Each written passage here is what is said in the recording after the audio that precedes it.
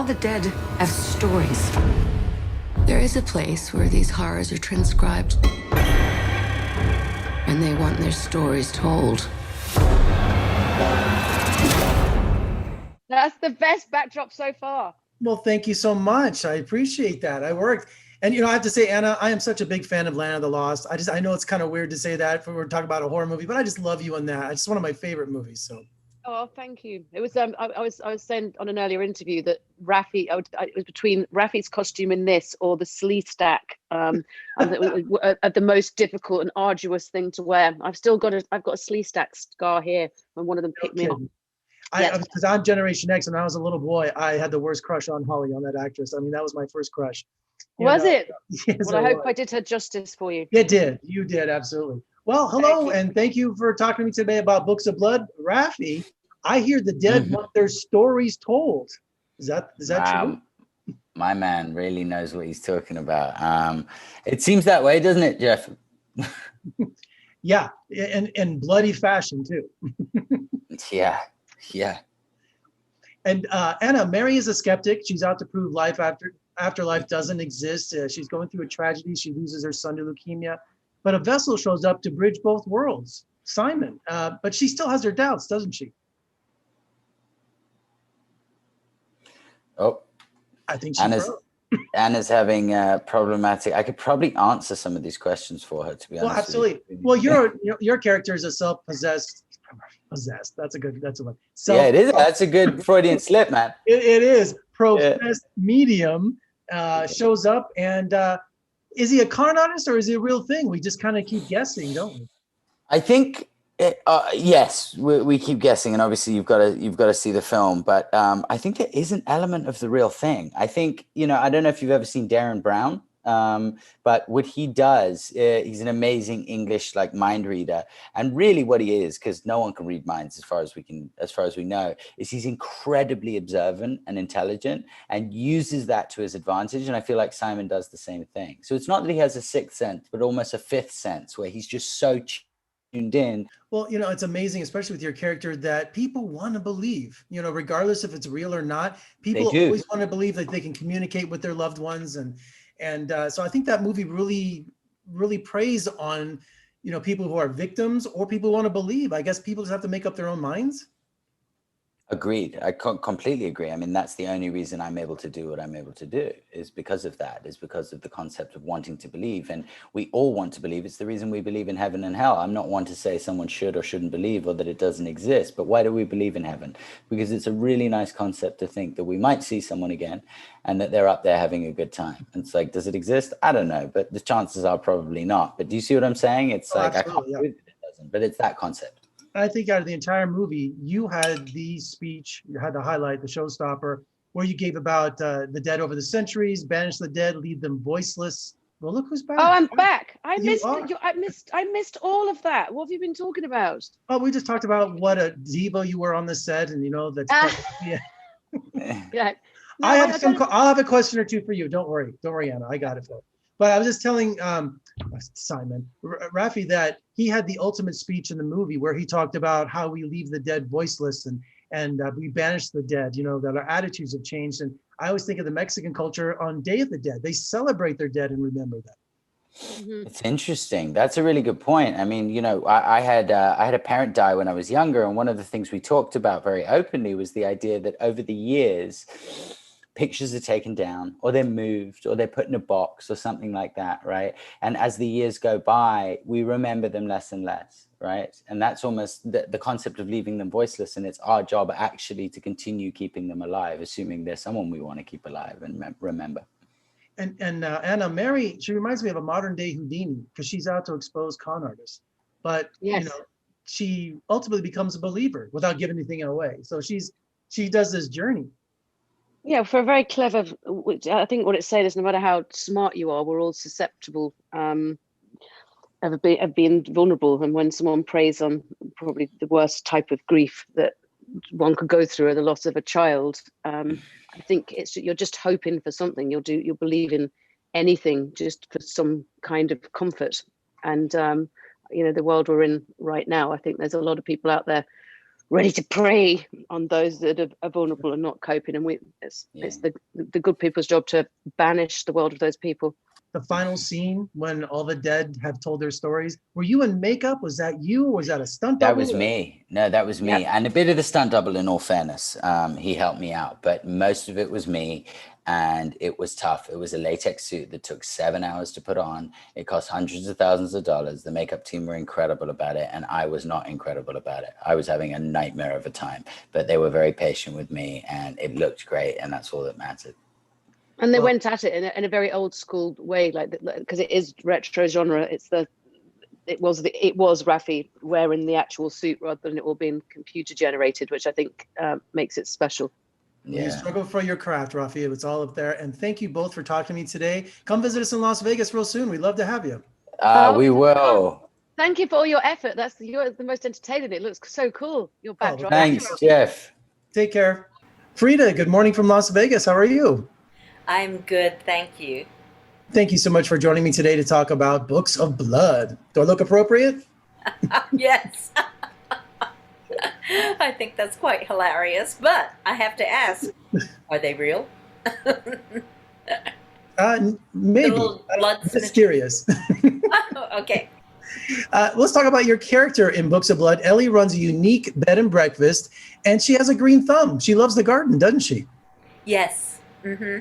She loves all living things. She has a philosophy to help people in need, to ease their pain and suffering. And does she help people ease their pain and suffering? She has a unique garden that helps her help people. Absolutely. And yes, she does. I'm trying to tiptoe around. Your story has so many spoilers, and I'm just trying to tiptoe around. I know. I'm like, yes. how do I word this? No problem.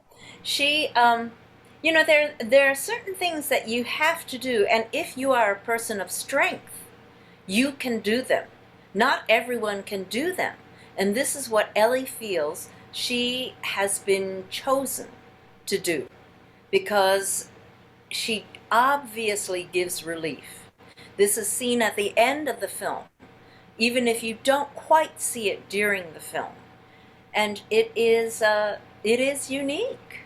Well, her character is a former nurse, so I thought, is that kind of a form of a God complex? You know, we hear how surgeons and doctors think they're above everyone and they have a God complex because they can give life or take life. Do you think that Ellie has that attitude, because being from the medical profession, that she can help people and she chooses who to help? And no, because what she does comes from caring. What doctors do, and doctors are like that, aren't they? They have that God complex. And nurses sometimes have to suffer under that because nurses are with the patients and we know exactly how they're feeling, what they need. And a doctor comes in there and says, oh, do this, do that, do that. No, don't do that. You have to follow your own maternal instincts. And I believe that that's what Ellie does, and does so well. Well, she doesn't do it alone. She's in partnership with her husband that's also has the same philosophy, but she seems like she wears the pants in the family. I would say so.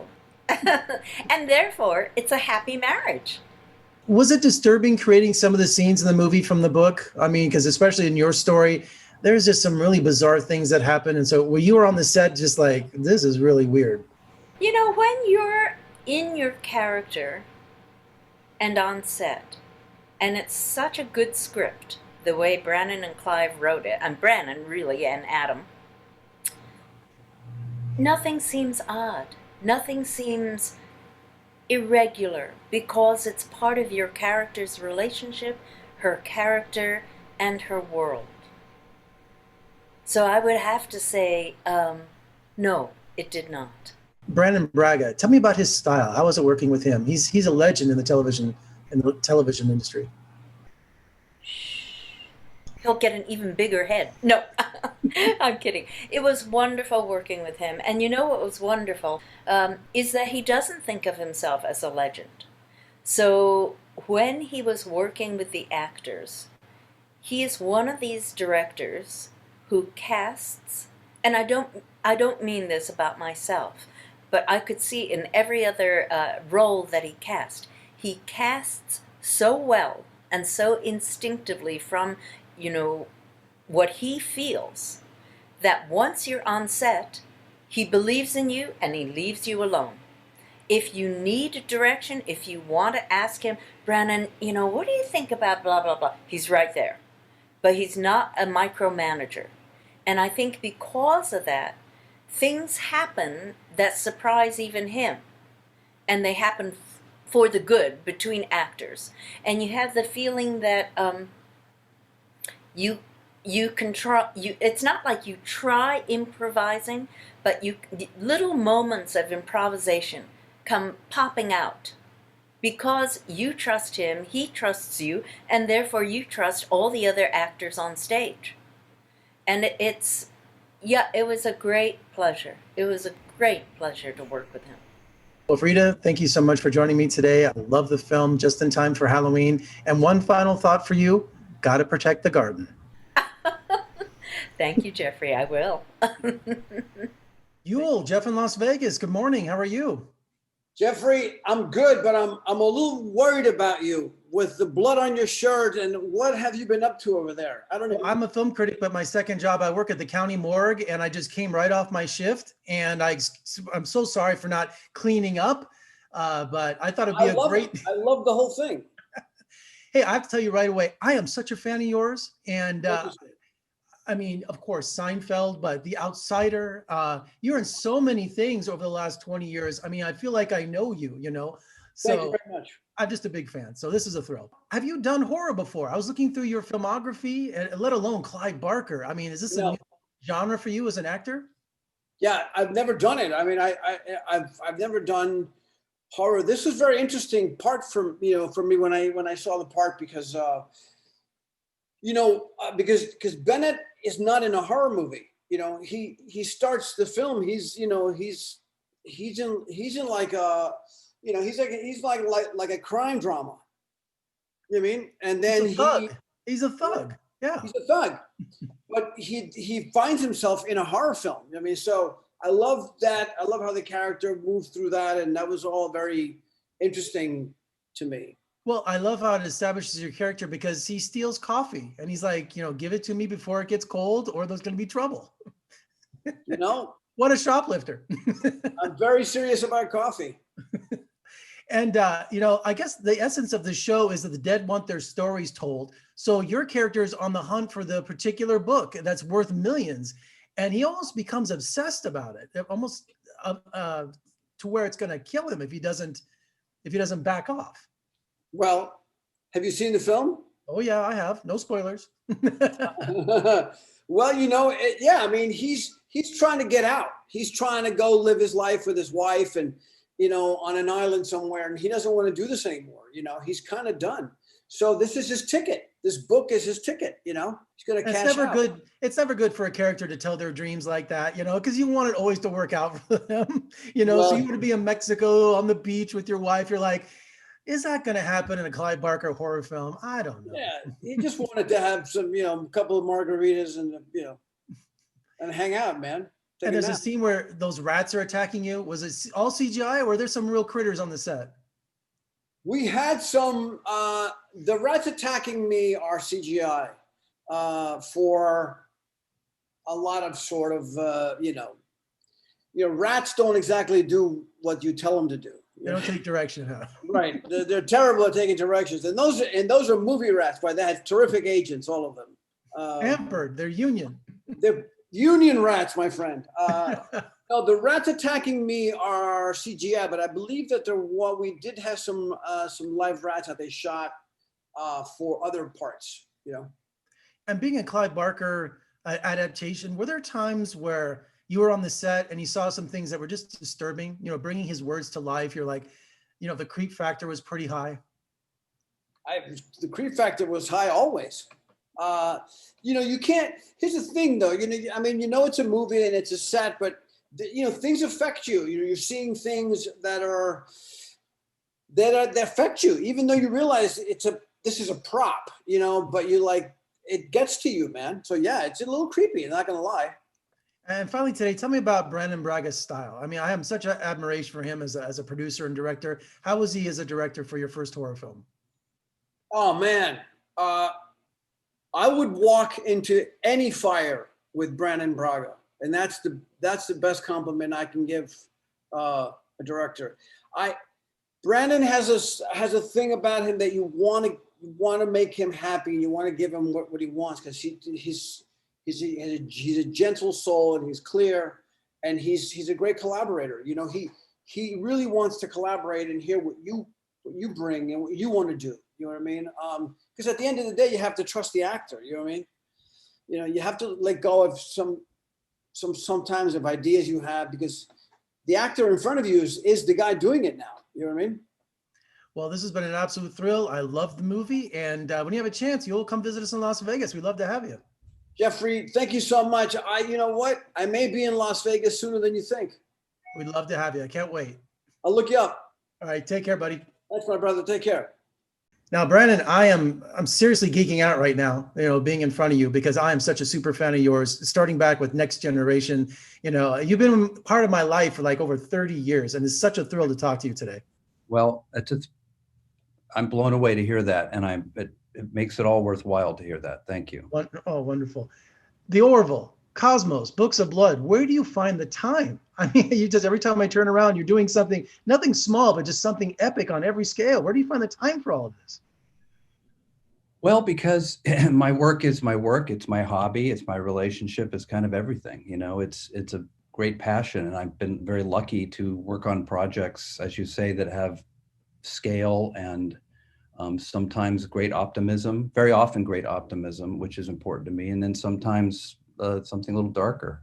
It's an interesting experience to hop between something like Cosmos and Books of Blood, which are both coming out at the same time. And adapting the book, tell me about working closely with Clive Barker. What was that relationship like? Was he an author that was very protective of his work? Where was that trust between you two in bringing this to Hulu? I've been you're a fan of mine. I'm a fan of Clive Barker's. I have the same feeling times 1,000 probably meeting him for the first time. Because his work really influenced me and moved me profoundly.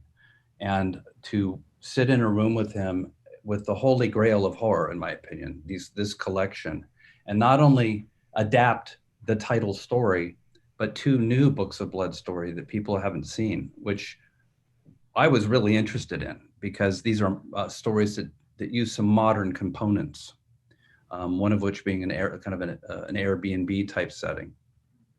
And it was amazing. Is he protective? Of course he is, but is he open-minded? Completely. The best part of this experience was just sitting in Clive's house, surrounded by Barker stuff, his paintings and all that, and just talking to him every Tuesday at 3:00 for about 2 hours. And bringing his words to life, was there definitely a creep factor on the set with certain scenes? That's a great question, because sometimes, yes, when you're filming a scene, you're like, this is creepy. And I know this is going to work, because you can tell the whole crew's kind of creeped out. But then sometimes you're shooting something that you thought would be creepy, and it's just silly. And it takes time to get it to a place where it's less silly, and then hits a sweet spot. And like, now it's scary. And that's the thing with, science fiction and horror are very close cousins, in that A, they're very underappreciated genres, or at least were until fairly recently. And B, they have to be grounded, or they can get super silly very quickly. Like people running around on a spaceship in the costumes with goofy makeup, forehead stuff. It shouldn't work. It doesn't work though. It works. I'll tell you. Yes, the Orville. Same with horror. It's got to be grounded, Well, because I had a 20-something roommate, and we were watching the movie last night. He looks at me and goes, "This feels like Hellraiser." I go, "Yeah, there's only one Clive Barker, So he was creeped out by those book of drawings. I mean, tell me about the origin of those. They were so creepy and disturbing. The drawings. Yeah, there's a character in the story. There are kind of 2 books in the movie. There's the Book of Blood, which I won't give away what that is, and then there's a book of a very disturbing book, if that's what you're referring to, that a character named Jenna sketches in. Yes. Mm-hmm. And we looked at several artists to capture the feeling we wanted of a disturbed mind, a young woman who is clearly mentally unbalanced, and the way that she sees the world. And we found the right artist. I wish I could remember his name. I should have been more prepared. And most of Clive's stories end in violent death. So I was wondering, is that a theme that you continued in this movie? The thing, if this has a theme at all, yes, there are violent deaths in this movie, to be sure. But well, it's I would think it's the ultimate treatment of the dead too. I think this movie's message is how we treat the dead. It is. It is. The dead have stories, and what's the one thing dead can't do? Talk, tell, share. And these are stories where people can tell their stories, and that's the premise, really. The Book of Blood is a place where the dead can to be heard, and most of these stories, unfortunately, are people who are killed under tragic and traumatic circumstances. So their stories are kind of scary. The thing, if this has a theme at all, yes, there are violent deaths in this movie, to be sure. But well, I would think it's the ultimate treatment of the dead too. I think this movie's message is how we treat the dead. It is. It is. The dead have stories, and what's the one thing dead can't do? Talk, tell, share. And these are stories where people can tell their stories, and that's the premise, really. The Book of Blood is a place where the dead can to be heard, and most of these stories, unfortunately, are people who are killed under tragic and traumatic circumstances. So their stories are kind of scary. I just had the best time with this interview, and I just got back from West Yellowstone for the first time. I know you're from Bozeman, Montana. What an incredible experience it was up there. My buddy Tony Toscano, who's in Salt Lake, he invited me up to his cabin with his family. He's a critic in Salt Lake, and I just had the best time when I saw you were born from Bozeman. I'm like, Yellowstone. Everyone should visit Yellowstone at least one time, and it's one of the most amazing places on the planet. It is. And tell me where I'm supposed to sign up for the Orville for another season, because I'll sign that petition. Let me know. Hulu, I will. I'll send him a letter. Thanks, man. I really appreciate it. My pleasure. Thank you.